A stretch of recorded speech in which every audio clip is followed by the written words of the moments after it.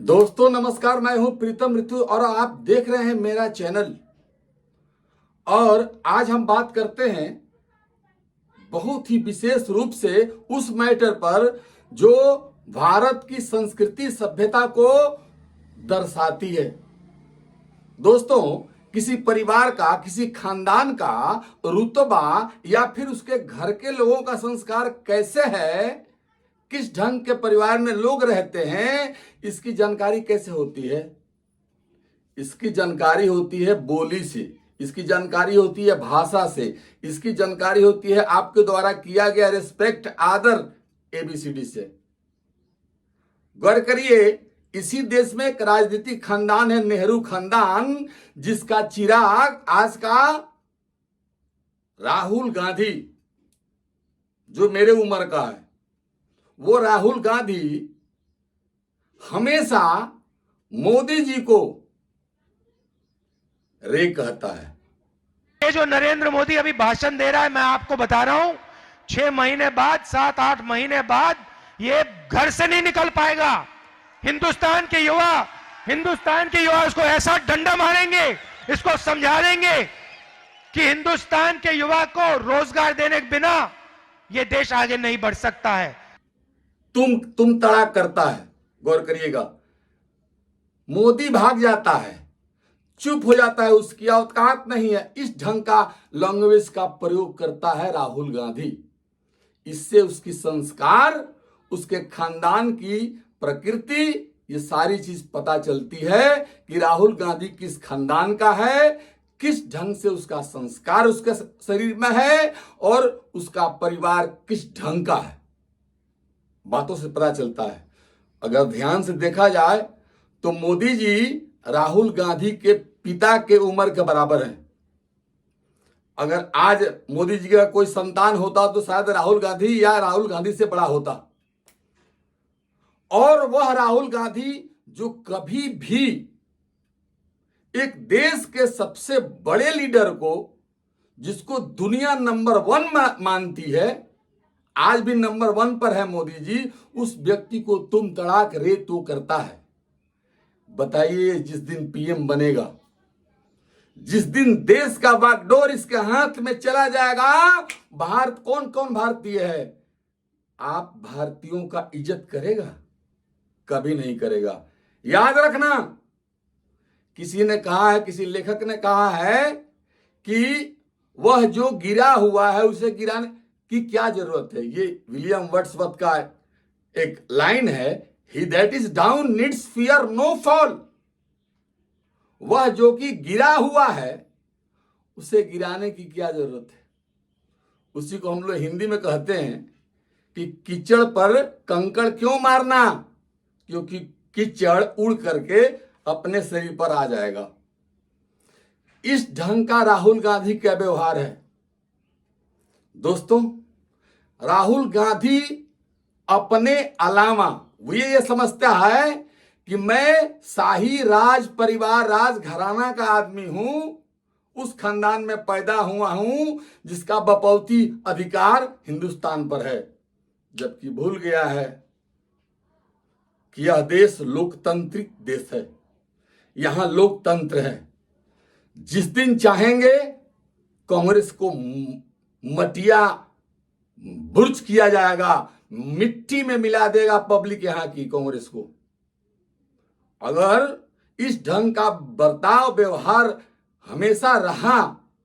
और एक और बात, हालांकि ये फायदा है मोदी जी के लिए, जब जब रे तो तुम तड़ाक राहुल गांधी ने मोदी को किया है, तब तब हारा है, तब हारा है। किसी चुनाव में देख लीजिए, उसका कोई भी लाइन एक सभ्य परिवार का, एक सभ्य व्यक्ति का, एक सभ्य नेता का नहीं है। सभ्य नेता का ना उसका बॉडी लैंग्वेज है, ना ही उसकी भाषा है, और ना ही उसका काम है, ना ही उसका किसी प्रकार का कोई भाषण है, ना कोई बात है। इसलिए मेरे प्यारे भाइयों, दोस्तों, याद रखिएगा, हमेशा राहुल गांधी का बाइकआउट करिए। विदेशी कोख से पैदा हुआ इंसान कभी भी देशी नहीं हो सकता, कभी भी देशभक्त नहीं हो सकता। एकदम कन्फर्म है, कन्फर्म है, कन्फर्म है। इसलिए उससे बच के रहिए। बिहार में चुनाव आने जा रहा है, भुलाकर भी कांग्रेस को और आरजेडी को वोट मत दीजिएगा। आरजेडी को वोट देने का अर्थ है बिहार में दोबारा जंगल राज लाना। बिहार में जो आरजेडी का मेंबर है, शीर्ष है आज के जमाने का, तेजस्वी यादव, 9वीं फेल, जिसको कोई पता नहीं है। वो जीडीपी के बारे में बात करता है, फलाना के बारे में। जीडीपी का फुल फॉर्म जानता है तेजस्वी यादव? नहीं जानता है। तो ऐसे लोगों से बच के रहिएगा।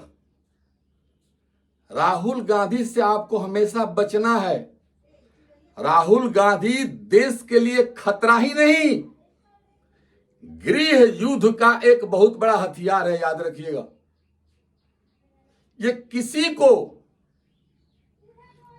किसी को अपने मन में इज्जत नहीं देता है, चाहे वो बाकी जो कांग्रेसी लीडर है जो पुराने हैं, जैसे मल्लिकार्जुन खड़गे ने क्या बोला कि मुझे बनाने वाले ये बैठे सोनिया गांधी को बोले। बताइए, सोनिया गांधी कम उम्र की और मल्लिकार्जुन खड़गे उससे ज्यादा उम्र के, और सोनिया गांधी उनको बना रही है, पैदा कर रही है। जयराम रमेश, ये जितने बुजुर्ग लीडर हैं कांग्रेस में, ये सब चापलूसी, जासूसी, तलवा चाटते चाटते इन लोगों का जीवन गुजर गया। इनका काम है गांधी परिवार का सेवा करना, यानी नेहरू खानदान का सेवा करना। सोनिया गांधी का गुलाम बनकर के ये जितना है, सैम पित्रोदा हो या फिर जयराम रमेश हो या फिर आपका दिग्विजय सिंह हो या फिर अशोक गहलोत हो, ऐसे ऐसे लीडर केवल चाटुकारिता करते हैं। ये भारत के लीडर लायक नहीं है। इनके पास मान सम्मान नहीं है, इनके पास ना सभ्यता है ना ही वह ज्ञान है। अरे जिसका बॉस राहुल गांधी, जो खुद अपनी बदजुबानी के लिए, गलत बात बोलने के लिए जाना जाता है, कभी भी किसी लीडर के लिए आपने मोदी को किसी भी विपक्ष के लीडर के लिए अपशब्द कहते हुए सुना है?